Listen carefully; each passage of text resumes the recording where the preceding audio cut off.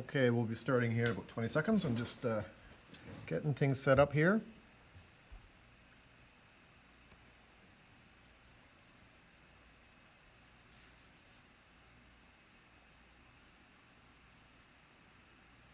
All right, welcome to Chemistry on January the 13th. I'm hoping this will be our last live stream, and from what I've understood, that will be the case. Let me pause this. Sorry, turn off the volume there. So we're going to be going through some acids and bases, and this will, again, hopefully be our last kind of day, well, online, but a last day of, we're going to wrap up, I'm hoping, acids and bases here today. So I'm going to summarize a bunch of things. So I have given you a link. It's in the description on the live stream there. It's January's 13th-2, and it's basically a stack of different questions and worksheets and stuff that we're going to be going through. So the first sheet here is the cheat sheet. So we'll be referring to that a little bit later, but these are kind of notes right over here. So let's get right into it here. I don't want to waste your time. So let's get into some of these notes, and I call this miscellaneous terms and concepts. So we're going to kind of summarize acids and bases here like this. Okay. Participants. And so let me check here.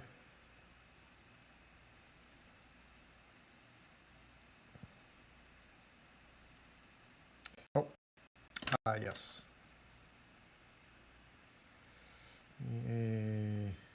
Just give me a second here.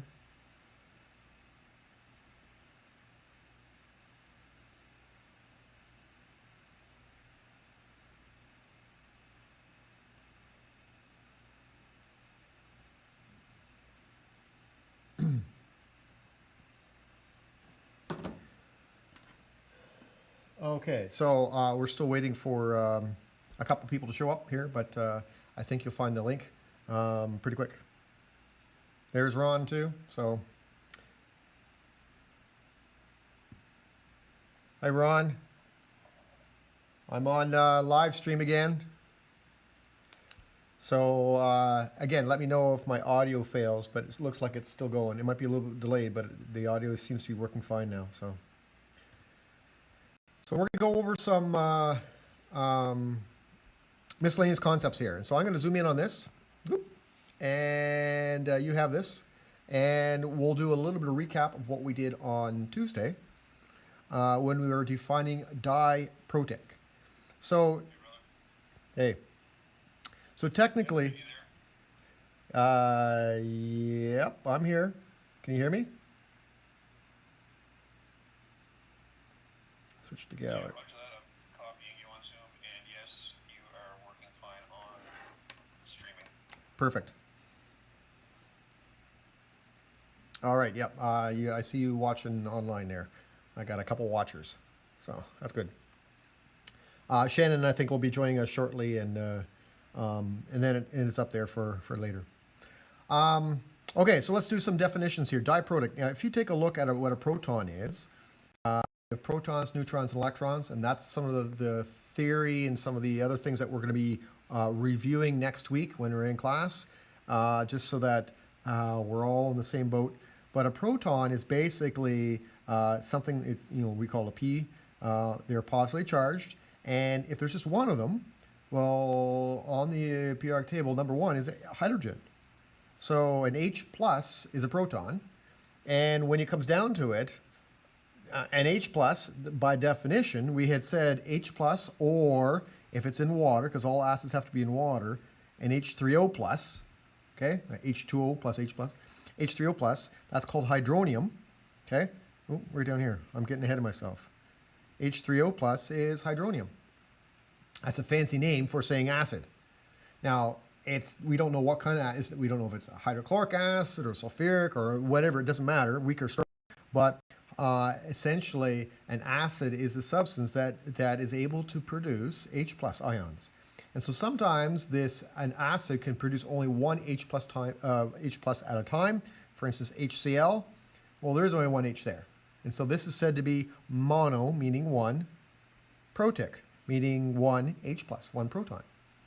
A diproduct, on the other hand, would be something like H2SO4. And on Tuesday, I refer to these things as double actions. Just like you can have double acting baking soda or whatever else, yeast. I think there's a double acting yeast, but if you're in the cooking field. A triprotic, an example, so this is an example, it's not a definition. A diprotic is something that has, I'll just put in, has two H plus.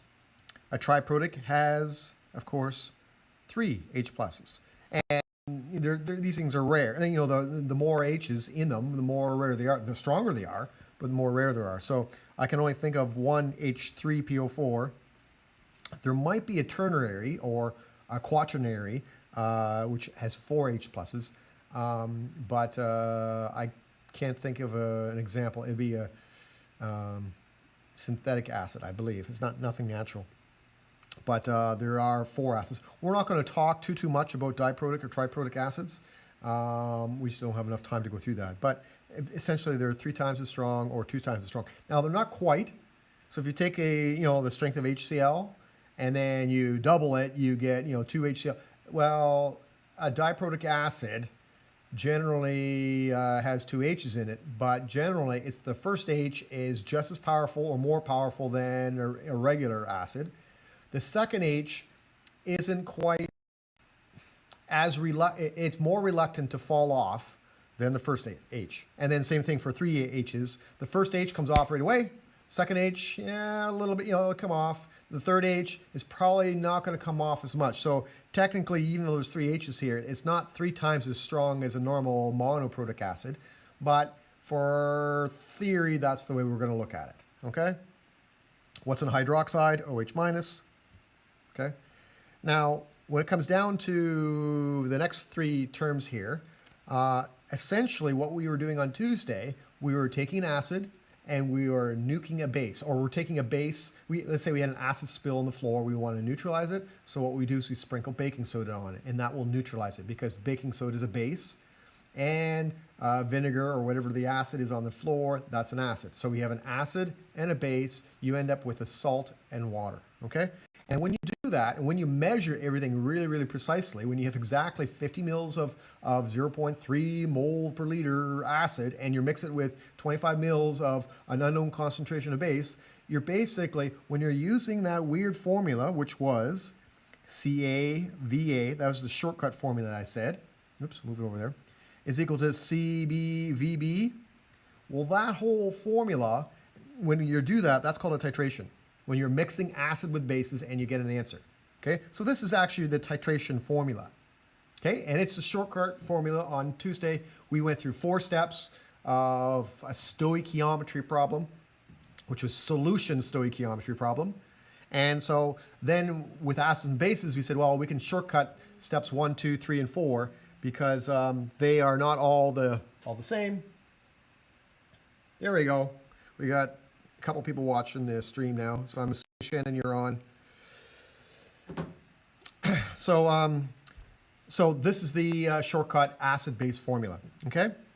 Now, when it comes to a titration, the stuff that you're adding a little bit at a little, you have an unknown, and then you add a known amount of stuff in the burette. Okay. So you add a little bit at a time, a little bit at a time. That's referred to as a titrant. So this is the stuff. So I'll be totally unscientific here. This is the stuff that you are, so it's apostrophe, you're adding. Okay? So at the end, you know exactly how much you've added. So this is also the stuff. So remember when you had a CaVa, when you had a question, and I've got more questions today. Okay? When you have questions here, there's usually numbers. 2 of the numbers are connected, and then one's the odd man out, as I said on Tuesday. Well, the stuff that you're adding, the titrant, is always the one with both of them in it, because you already know the concentration and the volume, so that's the titrant. Okay, so you know 2 of those. And the unknown would be the stuff that you're testing. Okay? Now, we don't really have to worry about these things too much, but essentially we're saying that acids, they break down into H plus, okay, and then the salt, okay. Now, if you have a monoprotic acid, 1H, then you're going to get 1H. If this happens to be H2A, then you're going to end up with 2 H's there. And so you just realize we're going to, for our purposes, and again, because we've shortened our year and everything else, we're just going to try to stick to mono acids and keep the math all the same. So 1, 1, 1 all the way across. Same thing for bases. So all the bases that we're talking about, okay, if we come across a double base, I'm going to highlight that. But basically, if we have a regular base and we mix it with water, we're going to get an OH. And usually, if it's a regular base, it's a 1OH. If it's a double base, it'll be 2OH. If it's a triple base, it'll be 3OH. And that's all that means. Finally, when it comes down to titration, okay, so when you're mixing an acid, a base, or a base and an acid, then the part that we want to figure out, okay, is right here, and it's called when these things are equal, that's called the equivalency point. When basically, and the way we figured out, the number of moles of acid equals the number of moles of base. Okay, now we haven't really talked about the equivalency point yet, but I'm going to demonstrate this in a little bit when we start drawing pictures. So what we did last class is we did a whole bunch of calculations and it was just all math, but for me as a visual person, doing a whole bunch of math, yeah, not so good. But if you show me a picture, that often works better for me, okay? So let me, first of all, let's deviate a little bit here. And now this is going to be a hand in, oops, let's zoom out so you can see the whole thing. This is a page 2 or 3 or something else. And this is the same type of question. Now, here the formula, it says capital M times volume. Well, that was C. So moles per liter. Okay, so this is CAVA is equal to CB and VB. This is the same formula they were dealing with. So this is a titration. That's the titration formula. Okay, now I've got another formula up there. That's the mole diagram, but don't worry about that too much. Question number 1, and matter of fact, all the questions on this page, I'm going to have you guys hand this thing in. This will be your assignment test question. These are all CA, VA questions, CB, VB questions. So I'm going to have, this is your last hand in for the year. The first one for 2022, the last one for the year. And this will be your kind of final acid-base type of summary type thing. Even though it's got nothing to do with anything else, it does deal with this. So let's just take a look at question number 1. I'll go over that just to kind of give you a head start. This is again a review from what we did on Tuesday. So we got 3 numbers, 1, 2, 3. Okay, so I'm going to circle those numbers. I use red just because I can. I got 25 mils. I'm looking for a soap solution. Okay, so that's the soap. I got 0.5. That's an acid. How do I know it's an acid? H. And 15 mils of the acid. So these two, those 3, I got 3 numbers. These 2 are linked. Okay, that's the acid. So the formula would be CaVA is equal to CbVb. Odd man goes out. So what do I have? I'm going to replace the concentration of the acid. Concentration is always measured in capital M's. So I'm going to write it over here. So 0.5 m. I'm putting in the units this time. And then the volume of the acid, the volume is 25.0 milliliters, is equal to the concentration of the base. Sorry, I did that wrong. Oh, hang on. Okay, so that's not 25. That is, these 2 are linked, so they should be linked here. Okay, so this is 15.0. Okay, don't want to be making mistakes while I'm live streaming here. All right, and then on the other side, we have a concentration, and they're saying what was the molarity? So I don't know that, concentration of the base, and then the volume of the base, that's where the 25 goes. Okay, now who's the odd man out? 25. So where are they going to go? They're going to go underneath here. So the end result, I'm going to move that to the other here. So the end result, I'm going to be 0.5 on top, 15 on top, divided by 25 on the bottom. Okay? And the answer will be a concentration. Clear, clear, clear. 0.5 times 15 divided by 25. So I'm looking at a concentration of the base being 0.3 capital M. And that's it. That's all I'm looking for. So the answer will either be capital M's or, it would be either moles per liter or volume. And so in this case, they're looking for concentration as moles per liter. And that's all we're looking at, okay? So I'm going to use this. I did this question as a kind of a review from Tuesday, but kind of how to do this sheet and how to do the CB formula. But this is referred to as a titration. So what would happen is, now do I have got a picture of this? I've given you a picture before, but I will draw, okay, and I pity you guys because I'm going to draw. But if you were to look at this from a lab perspective, you would actually, well, actually, tell you what, I'm going to zoom this thing over here and go like this. Let's see if you can do this. All right, you may not be able to hear me so much, I might have to shout, but we've got a situation right here. I was all prepared for you coming back from the new year. We have an Erlenmeyer flask with a little magnetic stirrer in there. So we might be able to do something here next week with this, if we have time. We have a burette and our known solution. This would be, inside here would be our titrant. This is what we're adding to our unknown. So if we wanted to figure out an acid or how much acid is in aspirin, for instance, okay? Well, the aspirin down here would be our unknown. It would stick it in here. That'd be our question mark. And then our base, because acid versus base, okay? Our base would be in here. We would know exactly how we made our base, and we would have exactly, we could measure how much volume we're adding. We open up the valve, and we would add the titrant to our unknown solution. Okay? And then we close our valve off, we read the volume, so we have a volume and a concentration, because we made it, and we'd have, we wouldn't know the concentration, but we would know what we put in there, how much liquid we put in there. So if we put 25 mils of liquid in there, we know exactly how much that is, okay? And so it's liquid versus liquid, and that's basically the equipment that we would use. That's called a titration. All right, going back here down to this.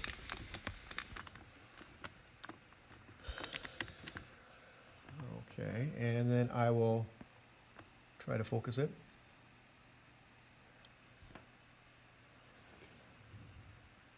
All right. Oh, great, we got a Russian friend joining us again. Okay, just give me a second here. I got a couple more emails of people joining us, I think.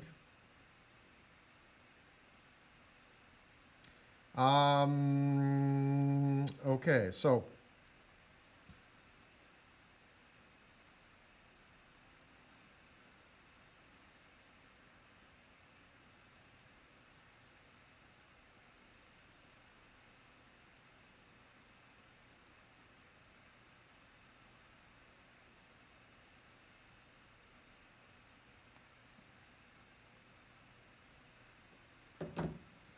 a titration. So when it comes down to a titration, okay, if that's the particular case, we're always adding one thing to another. And so I'm going to come back to this sheet. And we did well, just not yet. What we're doing is we have our burette. Okay, again, here's my diagram. We have our unknown solution in the bottom. Okay. And then, of course, this is being held up. There's a little valve there. This is being held up by a retort stand and kind of like that. That's not too bad, okay? So the stuff in here is called the titrant. And it depends on what we're adding. If we're adding acid here to base down there, then it's acid versus base, okay? If we're adding base to acid, it's base versus acid. And when we do this, what we're doing down here, oftentimes, especially if it's an acid-base reaction, oftentimes we actually have a little probe down here, hooked up to a computer or a pH meter. That's what it is. It's a pH meter. Okay, so it's reading the pH all the time. So let's, for this demonstration and for these notes, let's assume down here that this is acid. Okay, and I'll make up the acid. It'll be HCl. Okay, and the titrant that we're using, if this is acid, this has to be base, and so we're going to use NaOH. Now the reason I'm using that is because HCl is very, very common, and so is NaOH. The other reason I'm using this is because HCl is a SA, or a strong acid. How do I know that? Well, there's only 6 or 7 strong acids that's on the list, and I've said this before, and because when I look up my acid-base cheat sheet, look on the back side, all these up top here are strong. Okay, so they are 100% acids. These guys work full-time. And so nitric, sulfuric, hydrochloric, hydrobromic, hydroiodic, and perchloric acid are all on the full-time list, are all on the strong 100% reaction list. So that's why I'm using that. Sodium hydroxide also happens to be a strong base. So basically what we're doing is we're going to be measuring a strong acid versus strong base. And we did this in class. We did a bunch of calculations. And so this is what it's going to look like. So I'll start up here, and then I'll move down here and everything else. So the title of this is going to be Strong Acid Titration versus a Strong Base Titration. And this is how you work it out. Strong acids, so this is the pH along the side. It goes all the way from 0 all the way up to 14, with in the middle is exactly pH 7. This is the volume of titrant that I'm adding. So if I add 1 milliliter at a time. So when I start at the bottom here, what do I have? I don't add anything in here. I've got a strong acid. And strong acids always start with a low pH. So they may not start at 0, but they're starting pretty darn low. So essentially, this is the way it's going to work. Okay, this is the way it's going to look. Now, I have to be careful with this. I'm not a very good drawer, but I have to be very careful of how I draw these things. So I'm going to take my time here and concentrate and stop talking.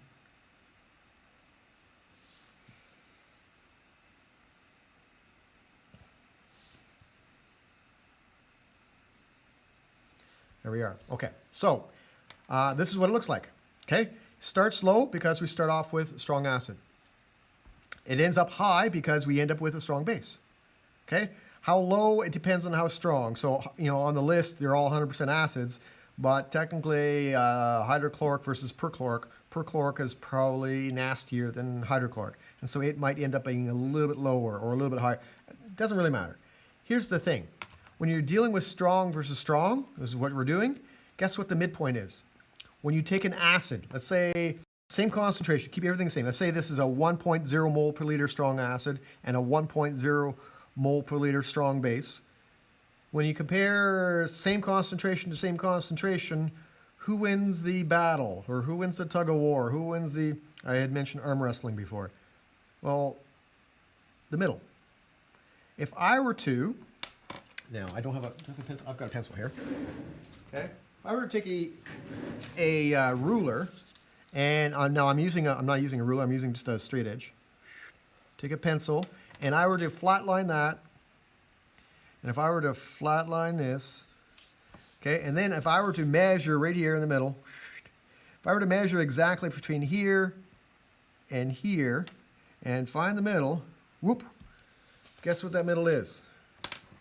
pH 7.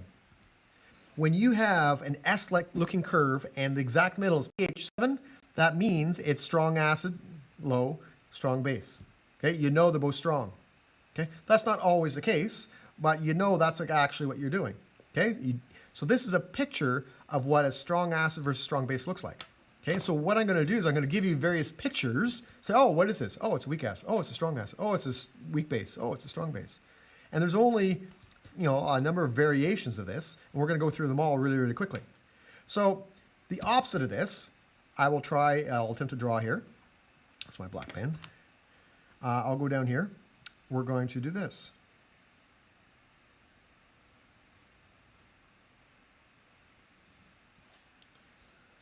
That graph down there.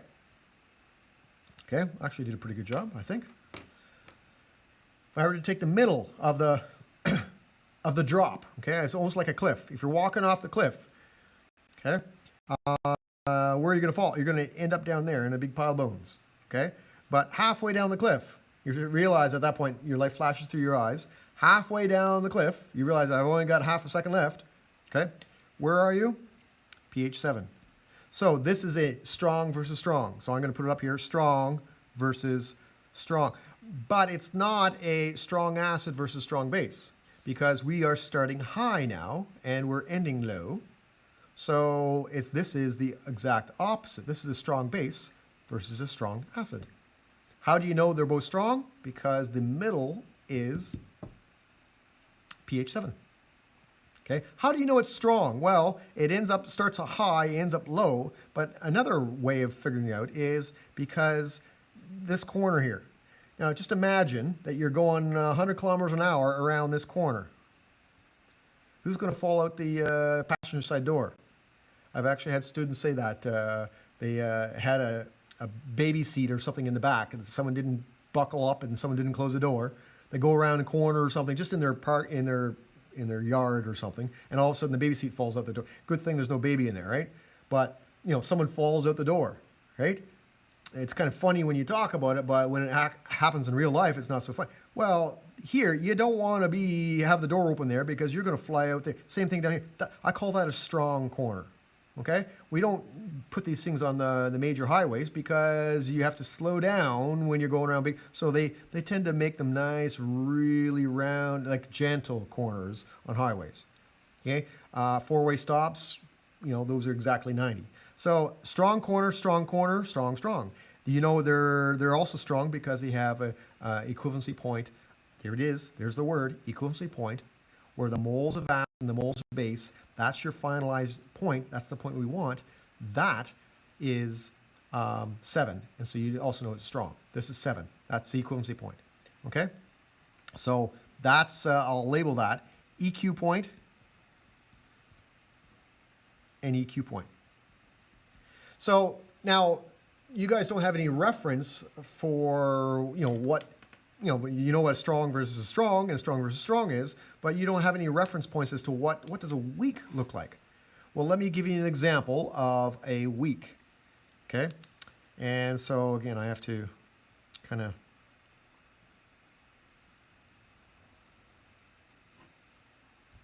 there we go. So still S-shaped. Now this is backwards S, okay, but still S-shaped. And so are we starting now? This is still pH 7, okay.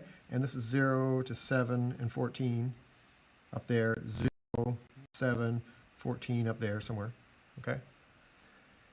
But you notice that comparing to this is way down. This is a little bit higher, okay?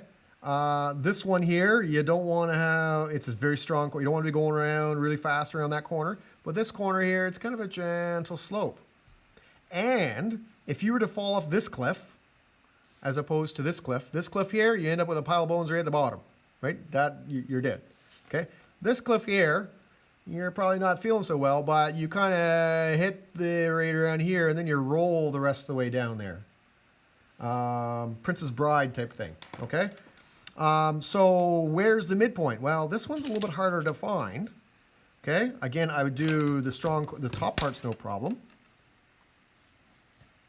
okay? The bottom part, where is the halfway, I don't know, something like that. Okay, and it's kind of hard to tell, maybe it's a little bit lower. But essentially, the midpoint, if you were to guesstimate, okay, before you hit the ground, okay, so the midpoint would be right around there. That is the EQ point. A little bit harder to draw. Okay, what does that mean? That's where the moles of acid equals the moles of base. And when we were doing labs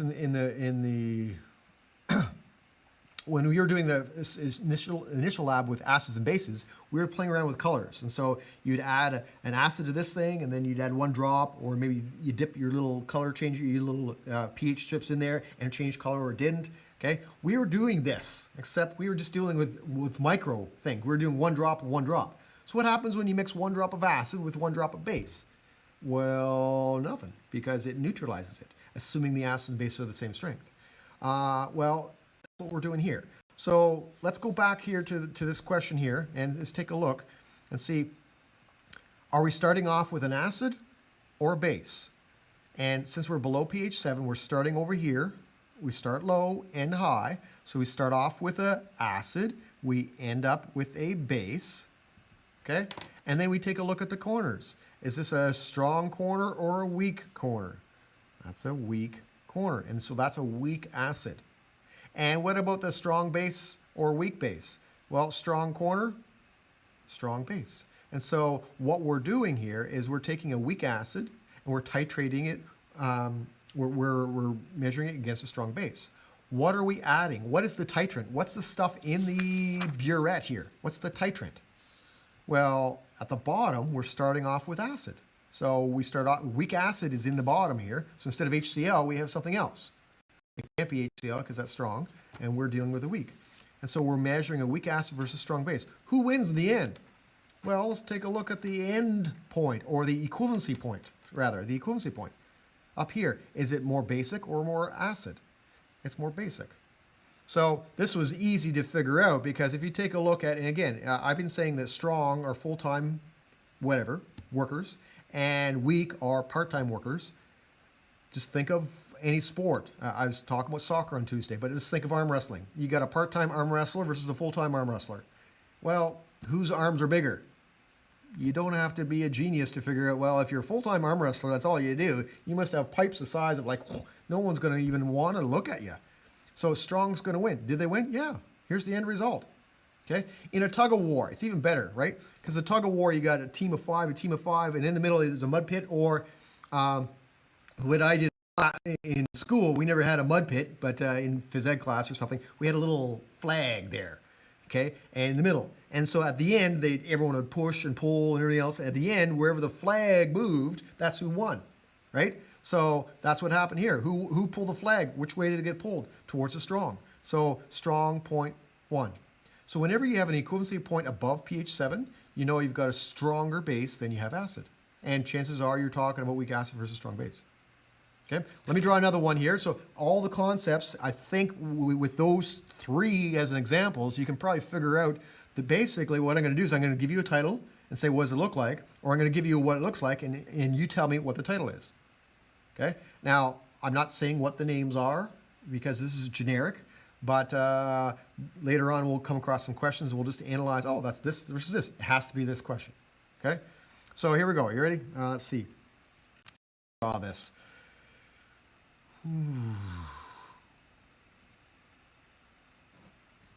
There's another one. Okay, I'm not the best artist here, but what's happening here? So what's the title of this? Okay, it's going to be versus something. Okay, now down here, this is volume of titrant. Okay, on all these things, volume of titrant. Now the titrant is the stuff that you're adding. Okay, so what are we adding? Are we adding the weak acid or the strong base? Well, the titrant is always going to be the second thing in the title. So volume of SA, volume of, I'll put in bracket here, SB, a volume of titrant, which in this case happens to be SB again. In this case, volume of, we don't know the answer here yet, but taking a look, weak corner, strong corner, weak corner. We're starting there, okay? So it's going to be a weak base. We're starting high, so it's a basic. It's a weak corner, so it's a weak. We're ending up strong acid. And so the volume of titrant always the second case. So if you reverse these things on this graph, that would be wrong, because a strong acid versus weak base, that's probably what we're going to do next. Okay? It'd start low. It'd be the reverse. Okay, so you take this and you flip it. Okay, so we may not do that one. But I think you get the idea here. You got strong versus strong, strong versus strong, weak versus strong, and weak versus strong. Okay, we can flip this around. Okay, so we'll do a couple more here. I'll do it really quick. Before we do that, let's find the equivalency point. Who won? Maybe down here. Okay, EQ point. Below pH 7. Okay, this is still pH 7. This is 0. This is 14. Way up there somewhere. Okay, let's do another one real quick. We did Oh, we've done pretty well Yeah, we've done them. Okay, we've done weak versus strong and weak versus strong. What about, here we go.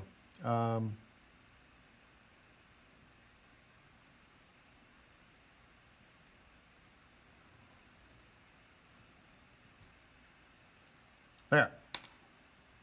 Okay, this is still pH 7. This is still 0. This is still 14.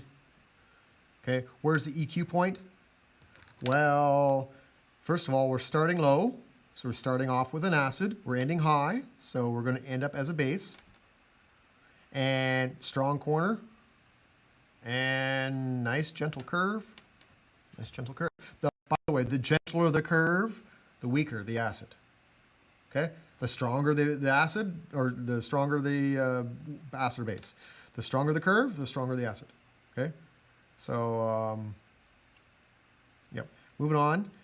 Where's the equivalency point? Well, it's going to be down here again. EQ point. Below pH 7. Because the acid 1 is pulling that little flag that's lower than pH 7. Okay, so there's only two more. There's only two more pictures. They're on the back. Okay, so here's what's the title of this one here.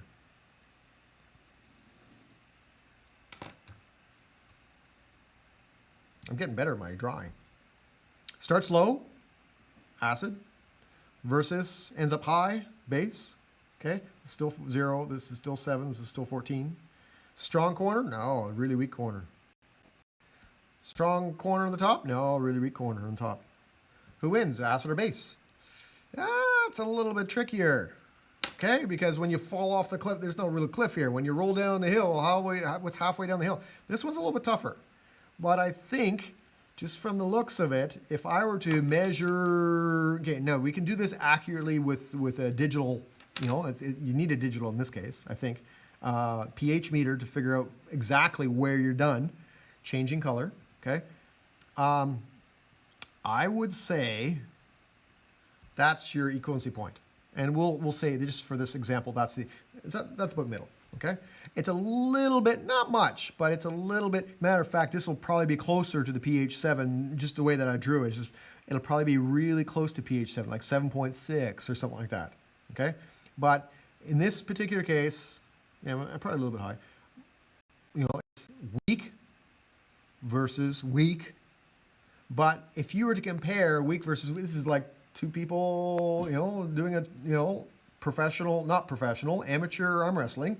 They haven't done it for a year, and you get to put them, they're roughly the same weight, same height, same, right? You put them together, who's going to win? Yeah, maybe it'll be tie, maybe, well, in this case, the weak base won. Just a little bit, slightly. I think this is fluke, okay?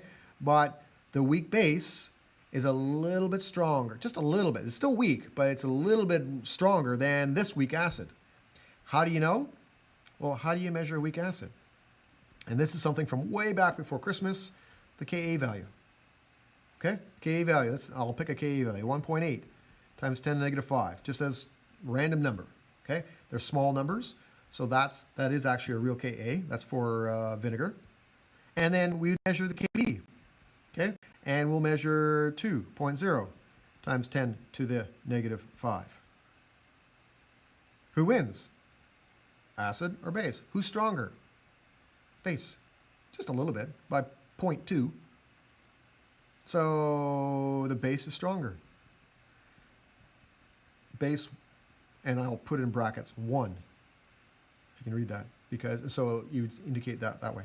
So weak versus weak, that's all I'm looking at. If I give you a Ka value, then you might be able to figure something else out, but I'm not, I'm just saying. Okay? Last type of thing has to deal with some of the more definitions, and all you're looking at, I don't know if you've gone skiing. I'm hoping to go skiing maybe later this winter. Not too cold, but if it's not too cold, but nice snow, that'd be great.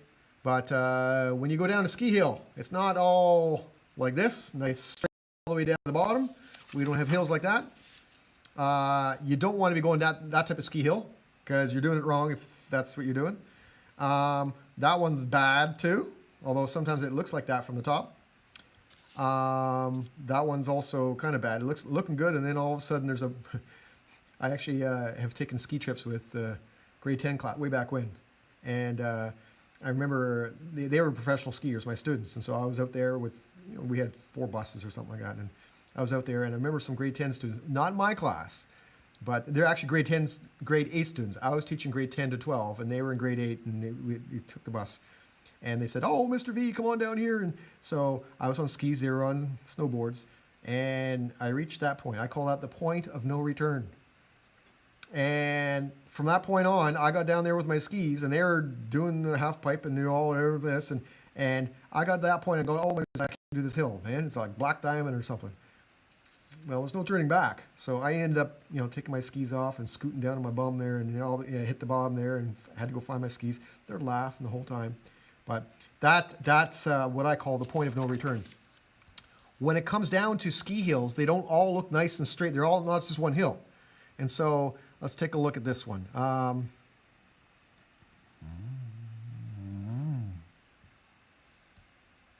Really weird. What does it mean? Well, think of skiing. Again, I like using analogies. I like using stories. If you start up here and you go down, how many bumps are there? Well, there's one, boom, and then there's another one, boom, right? And so you actually might get some airtime over here, right? Because you're going down really fast, and then, woo, you might actually get some air. So you have to be careful. But if it's all nice one swoop, you don't have to worry about airtime. But how many bumps? 1 bump, 2 bumps. Okay, so don't count the bumps necessarily. Count the cliffs. So where's the midpoint of this cliff? Okay, I've got red here. So there's the line, and there's the first cliff right there. Okay? Where's the second cliff? Right there. And the fact that they have 2 cliffs, what does that say? That means this is a diprotic acid. 2 bumps or 2 cliffs. 2. Now, what does that say? Is this weak? Or is this weak? Or are they both weak? Right? That's a weak acid, sort of. So diprotic are often, not all nice and clear. Okay? It'd be nice. So if everything was strong, like I said, in theory, if everything was strong, we'd end up going like this. That's a triprotic. Okay? So there's the first H, there's the second H, and there's the third H. Okay? So this would be something like triprotic. The only one I know is H3PO4. You'd have all 3 H's down there, and then below down here, and then you give up 1 H. So here we'd have H2PO4 and missing an H, so we'll put a negative there. And then we give up another H. So right here we have just HPO4 missing 2 hydrogens. Okay? Because 2 H's have gone away and they've nuked something. And then up here, it's no longer an acid anymore. It's just PO4 minus 3. Do we need to know all this stuff and how it ionizes and stuff? Not really. My point is, if you got 2 bumps, you got a diprotic acid. And we're not really going to be going into much more detail than that. If you got 3 bumps, it's a triprotic. 2 bumps is a diprotic. You're not going to get a 4. It's really hard to see, even with a double or a triple, it's really hard to see some of the bumps. This one was very subtle, right? Just a little bit of a bump, okay? And so they often are like that. And all that means is that when you have one H, it's an acid, strong, or it's usually strong. When you have a diprotic acid, usually the first H is strong, the second one's weak. And then when you have a triprotic acid, it's usually strong, and then maybe weak, and then definitely weak. And we know this because we've used a digital meter and we've actually measured it. And when you actually take a look at some of these on the weak acid or the acid-base table, we take a look at H2SO4, for instance. Strong. Well, the first H is strong. But then after you give up H2SO4, if I take H2SO4 and then I lose an H, there's the H, whoop, it goes and does its thing. What I'm left with is HSO4 minus, so I got 1 H left, and then I'm left with a deficit because the H and they kind of cancel loads. What does that look like? Well, we can actually look it up on this table. Now, we're not going to really go into this, but it's a sort of an acid. And where is that? HSO3, where's HSO4? I think it's in the list. There it is right up there. They call it the hydrogen sulfate ion. So it doesn't really exist by itself because it usually comes with acid first. But it's a part-time acid. Now, it's pretty strong, though, because it's near the top of the table. So it's 27%. So basically, that's what percent they work. So these are all full-time acids. They work 100%. This is 27%. So it works, a quarter time. Right? So it's fairly strong. Well, it's 3/4 weak and 1/4 strong. Okay? These are 4/4 strong. So it's definitely weak. Same thing for phosphoric acid. Phosphoric acid look at that. All 3 H's are weak. Okay? So the third H is weak. The second H is even weaker, and it's down here, H2PO4 somewhere. And then, I know it may not be in this chart because it might be even too weak for this chart. And this chart can go on for a couple pages because there's lots of things that are weak. We're just listing some of the more common ones. Anyways, my point is, if it's got more than one bump, it's more than one H. And that's it. So if we can recognize what these things look like, then we can actually do some questions. So let's do some questions. What kind of questions can you possibly ask me then, Jeff, about what these things look like? Well, take a look here. Just looking at this picture. What's the title? Okay. Well, starting low, ending high. It's an acid versus base. What's the stuff we're adding? Base. Now, is it a strong acid or a weak acid? Looking out the corner. Okay, I wouldn't want to be babysit there going with an open door around the corner. Okay, or someone without a seatbelt. I'm sure you've done that. Okay, strong acid. Okay, what about the other corner? Yep, strong base. Now, I haven't even read the question. I just look at the page. I know it's strong acid versus strong base. Okay, it's a pH curve. Now, let's take a look and read some things. And they're saying a 20 milliliter sample of HCl. Okay, so let's change strong acid. We actually know what the acid is. It's HCl. It's titrated with NaOH. Oh, look at that. NaOH. We actually have the real number. Now, what's the titrant? Volume of titrant. This is the titrant. It's always the second thing in the title. The results are plotted. Blah, blah, blah, blah. Okay? If it's strong versus strong, guess what the equivalency point is? Okay, they didn't need to really halfway down the cliff. You're falling. What's that? That's the EQ point. All right. Now, don't worry about question number 1, by the way. That's not an acid-based question. I don't know why that's on there. Now, let's take a look. We have, okay, so I'm just looking at the numbers here. They're looking at what volume. Okay, so we got one number there, and they've hidden this number here. This is the titrant, one number there. Okay, so this is the base number. This is a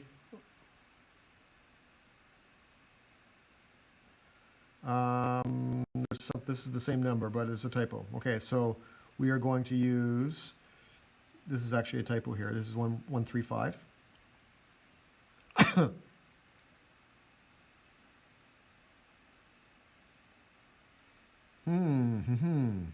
There's actually something wrong with this question.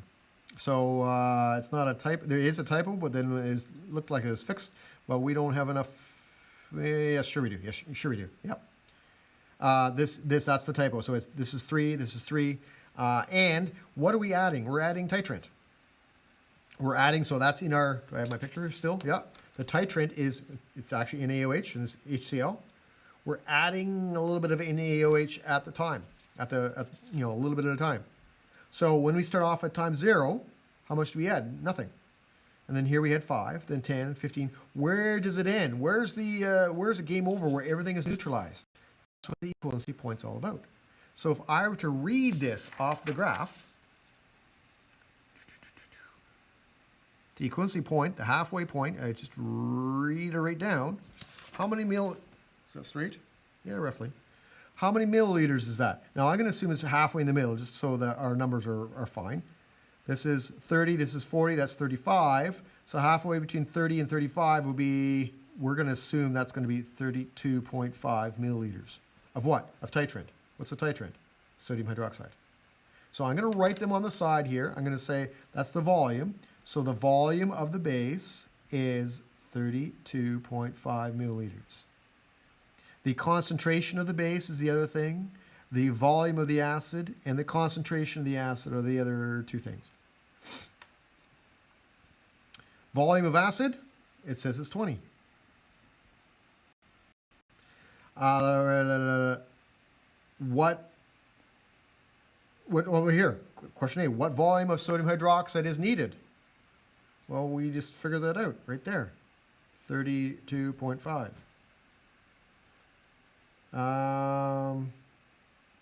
Number B. Okay, when you do this thing, you can use a pH meter and figure out where exactly it makes it pH 7. Okay, and that's the modern way of doing it with all the electronics. Back in the olden day, and when we first started our thing, we had our little chart, our handy dandy chart, where it changed color. So where's it going to change color? If they use bromothymol blue, where's bromothymol blue? Here's my color chart here now. Oh, here it is. We still got volume. Bromothymol blue, it is yellow to blue, and it changes at, now it doesn't say on this chart, but it changes basically anytime the change point is 7.6, actually. 7.6 or 7.4. It's kind of hard to read on this. But anyways. Oh, by the way, this is your cheat sheet. Here on the back, the graphs we just did here earlier on, there they are there. Strong acid versus strong base, equivalency point. Strong acid versus weak base, acid wins. Weak acid versus strong base. There's something a little bit weird with that, because this should be a little bit weaker than that. And strong base versus weak acid. Okay, so this one's a little bit messed up down here. This should be weak here and should be strong here. But essentially, that's your kind of cheat sheet. And then this, of course, would have 1, 2. So this would be a diprotic. Okay. What am I doing here? I'm looking for the color. 7.4, and anything below 7.6 is yellow. Anything above 7.6 is blue. And so it says bromothymol blue is used as an indicator. How would the equivalency point compare with the endpoint? Okay. Explain what colors are changing. So down here, if we have bromothymol blue in an acid environment, what color is bromothymol blue? Yellow, yellow, yellow, yellow. So it goes to yellow all the way up to right about there. It's yellow, yellow, yellow, unless it's 7.6 or up to 7.6. That's halfway. So this is all yellow for our indicator. And then up this way, the indicator is going to turn blue, because bromothymol blue, according to our chart, and we did this, we switched back and forth, right, in class with that little lab that we did, the color lab. That's what they're talking about. That's how we knew back in the day whether we're done or not. If it changed color, it worked. If it didn't change color, well, you're not done yet. Keep on adding. And it goes from yellow to blue. If it's still yellow, you're not done yet. If it's blue, blue, blue, then you went too far. It'll just start to change right when you're done. So it's a little bit harder to figure that out until you do it a few times, but that's what you do. And what's the concentration? Okay, so the concentration of the base, we know this too, is 0.135, capital M. Take a look. I got 1, 2, 3 out of 4. And what are they looking for? They're looking for the concentration of the acid, which is what we're looking for. That's the question mark. How do you do this? CaVa equals CbVb. Odd man out. That's going to go underneath here. I'm solving it before I solve it. Sorry. I did that wrong. The volume of the acid is going to be CbVb over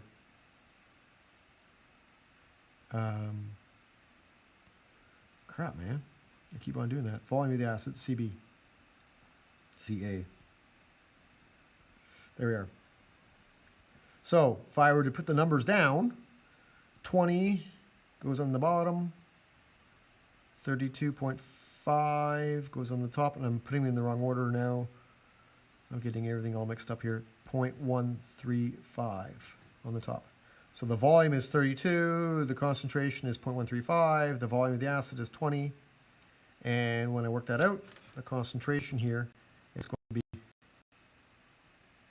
and look, I even told you that the, this is for C, not for question 3. Da-da-da, 32.5 times 0.135 divided by 20. 0.219375. Okay, that's the concentration of your acid. Now, do we have to do all this type of stuff? No, not really. Okay, let's do some more typical questions. Okay, let's take a look at this. Is this, what's the title? Matter of fact, right here, let's just read the question. What's the title of this? Something versus something. Okay, so worst case scenario, you know it starts low, so you know it's going to be an acid versus a base. Now the only thing you have to do is you might have to, kind of join up the lines here a little bit, and okay, where's the middle point? It's kind of tough, but halfway, you're kind of rolling down all the hills here. So the halfway point would be about there. Is that above or below pH 7? pH 7 is always that's above. So that you know that the base is stronger than the acid. Okay? So it's going to be definitely weak acid.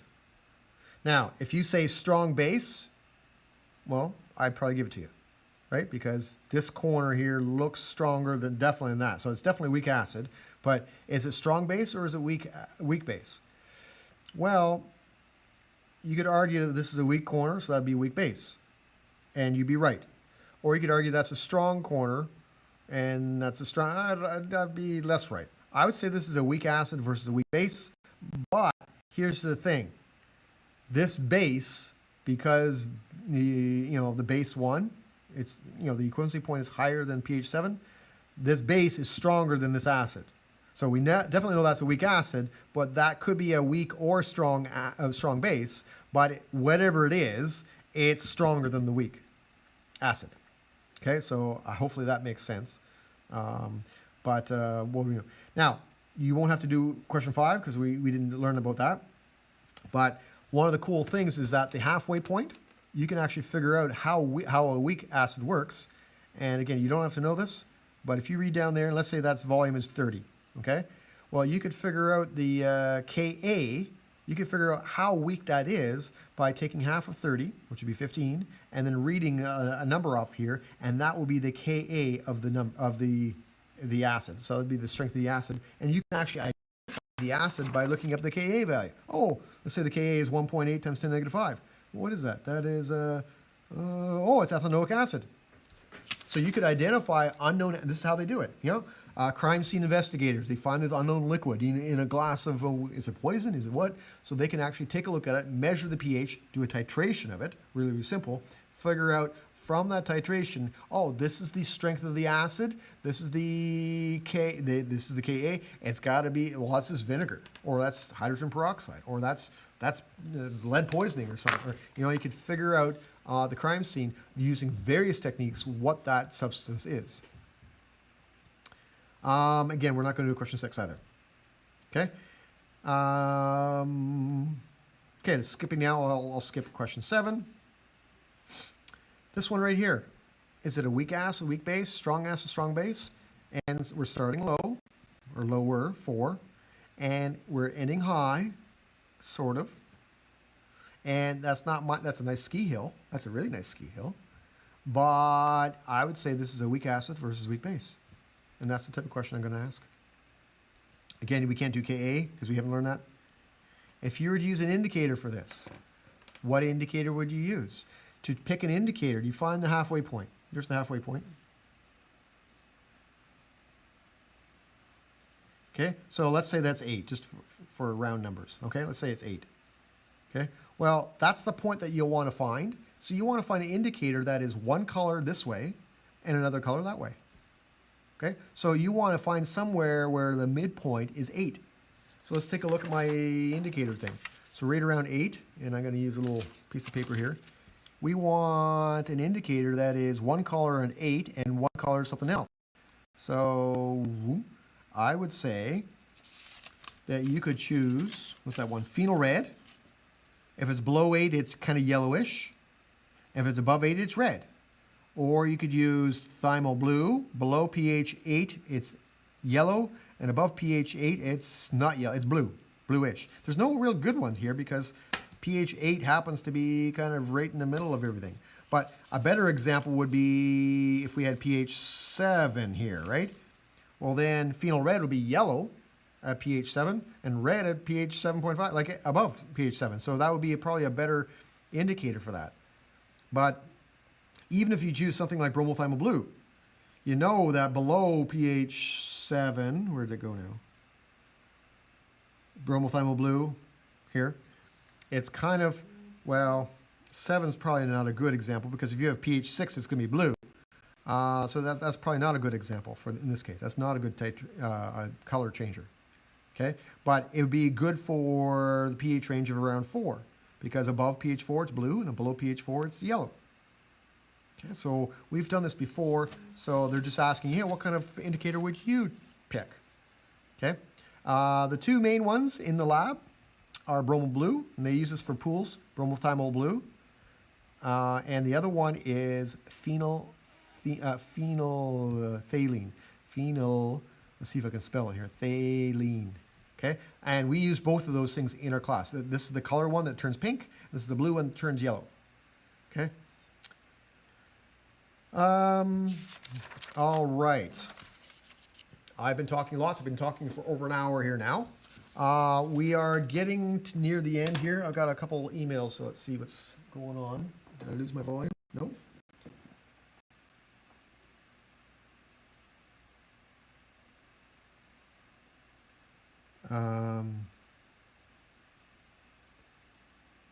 Okay, that's not it. That's not it. Okay. So no one's on Zoom. Okay, so just a couple other things here. We're going to go, this is a good question here for review, and we will likely review these types of things in class again because a lot of people don't like the math here. It's not that hard of a math, I don't think. Once you get the hang of it and you remember how to do it. That's what this thing's all about here too. These are kind of flow charts. But whether you think of that or whether you do it, let's just do this. We got a pH of hydrochloric acid is 1.53. So we have a pH 1.530. And we want to find that, and that. Well, we already have one because we're given one in the question. So I have to give you 1 out of 4.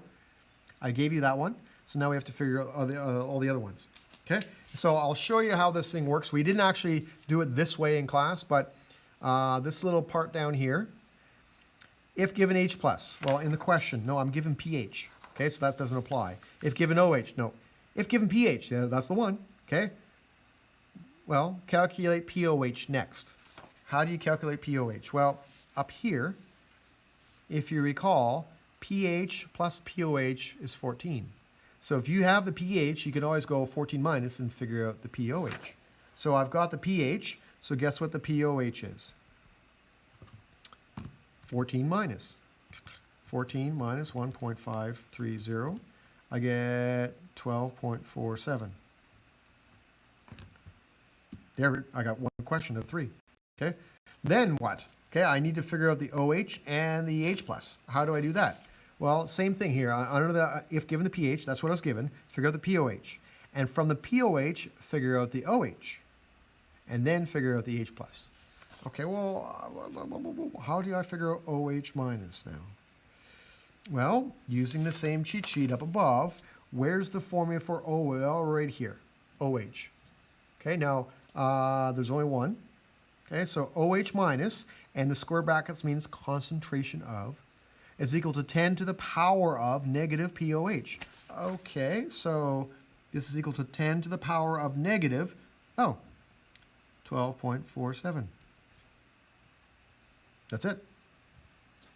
Okay, now we can't really, you're not supposed to have a decimal exponent, so I'm just going to punch that in, 10, little caret symbol, okay, 10 to the power of negative 12.47, and then I end up with an answer. It's in decimal form or scientific form, 3.0 39 times 10 to the negative 13. Okay, and then because it's square brackets, these are capital M's. That's solution, molarity. Okay, molarity of OH. And the last thing here is H plus. How do you do H plus? Because it said to do H plus last. How do you do H plus? You do the same thing as OH, except H plus that's the same thing as H3O. They're always the same. But, oh, right here. 10 to the power of negative. pH, though. So, 10 to the negative 1.530. And I can't have a decimal in the power. So 10 to the power of negative 1.530. And I get a weird number, 0.02951 capital M's. A lot of these numbers, pHs and POH numbers, are going to be weird. Okay. So what have we done here? We went through that assignment thing a little bit. We're almost done. I'm not going to go over too much more. I did cover more than I probably intended to, and I hope I'm not confusing things. We did that question on the other sheet, I think. Nope, it's a different question. But we can review that. What I want to do is I want to flip to the back here. Okay? And so all I'm going to do here is go through and what are all these graphs called? What's the title of all these graphs? And that's all I'm going to do. Okay? So it looks like strong corner of strong corners, so I think it's strong versus strong. But I'm starting high, so it's going to be base and low acid. Okay? Here, it's going to start high, base versus acid. Okay? This is going to start high, so it's going to be base versus acid. And this is going to be base versus, so they're all bases versus acids. In other words, I'm adding acid to each of these compounds. Okay? Now, reading the question here, what we're talking about is HNO3. That's the acid. And if you take a look at HNO3, that's a strong acid. Okay? So that could be an indicator. Now, that's not, this is multiple choice. It's supposed to be multiple choice. So the real answer should have a strong corner down there. Now, they all kind of look pretty darn strong to me. Okay? The other way of determining strong versus weak is who wins the tug of war. So that's what they're trying to determine here on this. These actually came from diploma exam questions, so government questions. Let's figure out the halfway point. Okay, so there's a line, and there's a line. Halfway to those lines would be right there. Who won? Base. Okay, so that would be strong base versus strong acid, or it could be weak base versus weak acid, but the base is stronger than the acid, if that's the case. So I'm going to put strong base versus strong acid, because they look pretty, the vertical line here looks pretty, the cliff looks pretty daunting, so that usually indicates strong too. Here, vertical cliff, so probably strong, but let's take a look. Where is the midway point? There, and this one's kind of more of an angle, so the halfway point's right about there, which is pH 6. Okay, so who won? The acid won. Okay, and this is lower, so this would be weak. So this corner here, so the lead there is also an indication that it's weak. So there's a little bit of a drag there. If you're thinking about corners, you need a little bit more. You want to be able to see the sharp corner coming up ahead. Okay, in terms of signage, as opposed to, they don't put signs on nice gentle curves, but they should on really sharp curves. Okay, so here, this would be probably weak because of that. Now, we know it's a weak base versus acid, but the midway point, there's the one, there's the other. The midway point's up at 10, so we know that the acid is weak. Well, I would say, actually, the acid is probably, the base, sorry, I'm saying acid, but the base is probably strong compared to the acid. So we'll say weak acid there. And based upon the fact that, here's our normal. Okay, strong versus strong would be right in the middle, but it's way above, so the strong base is way stronger than the weak acid. In this case, the middle is right around there. It's below, so this will be strong acid one and weak base. Okay? So we know that it has to be strong on the end, so that's eliminates C. And the other thing is we're dealing with NH3. Now NH3 you would know, being a base, it is a base, but it is a weak base. I would tell you that. And so we're looking for weak base versus strong acid. So it's either this one or this one, and it's definitely not that one. Okay, which one's weaker? Well, take a look at the, that's a very strong acid. The equivalency point is pH 6. Here, equivalency points pH 6 too. So, you know, B and D are both kind of the same.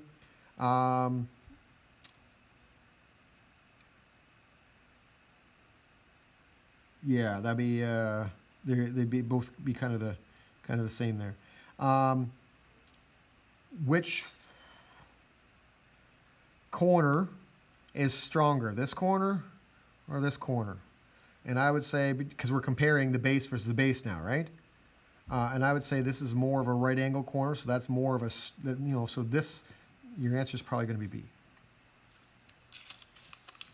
Okay, midpoint right here.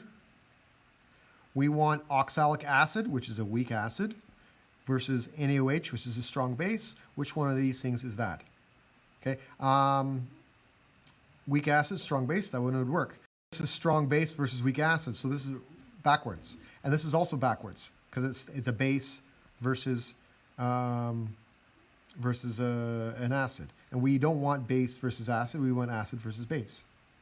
Okay, it says it's titrating with NaOH down here, so we're adding NaOH, so we end up having to have the base at the end. Now, so it's either A or B. Well, what's the difference between A and B? Well, double bump. So this is a diprotic.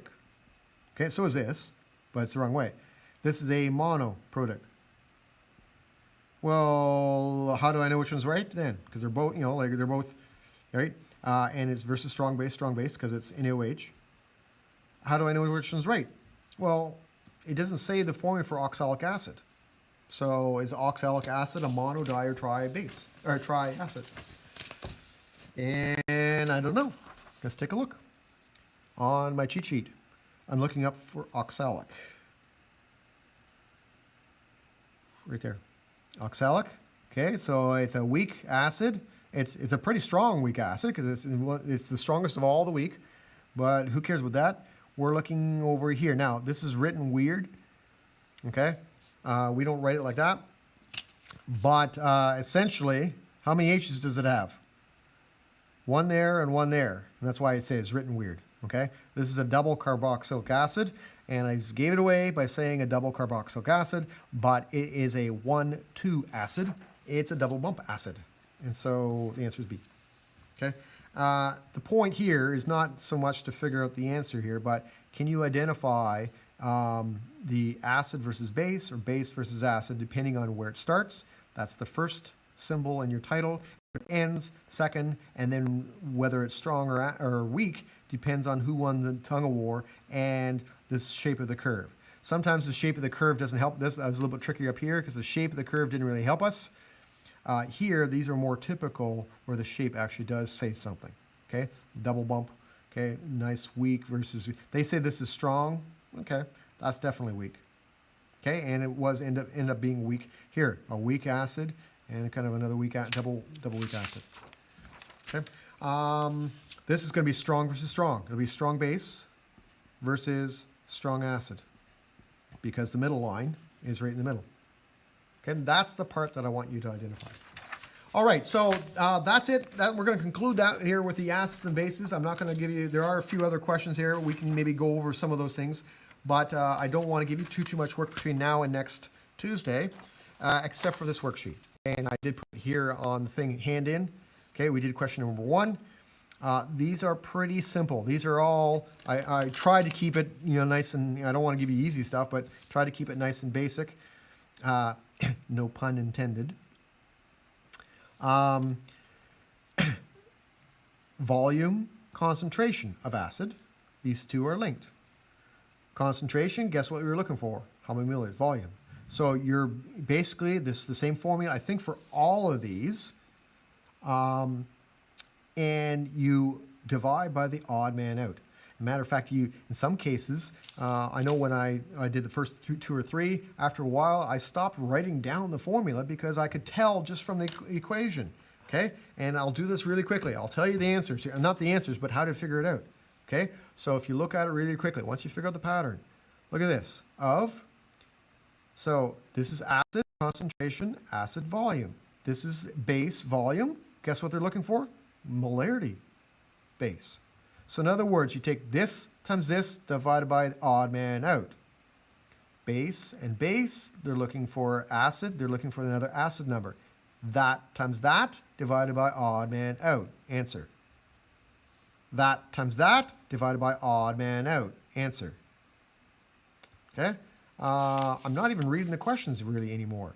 Okay? 18, I tried to make it more difficult, right, by writing it out. 18 milliliters of. So the of is the joining part. That times that divided by 30. That times that divided by 50. That times that divided by 0.2. That times that divided by that. Da, da, da, da. See how fast we're doing these things now? 15, 10 mils of 30 of acid. So acid and acid. So this one here, I rewrote it so that it looked more confusing. So here's the acid, here's the acid. So this divided by that. Okay, figure it out. And so this sheet shouldn't take, 10 minutes at most, I'm hoping. So I don't want to overburden you at all. I do want you to understand the concepts, but don't spend hours and hours on this, please. And we can review those things on Tuesday when I see you next week. Hopefully that's helpful. I know I've covered a lot. I've been talking here for an hour and a half. I'm hoping it's helpful. Send me an email or whatever else, or just talk to me next Tuesday. And we're going to be reviewing next Tuesday on some other stuff and going over questions for the final exam. We're on our last stretch here, guys. So I know you can do it. Don't worry about it too much. And I'll see you next week. Have a good weekend. Transition.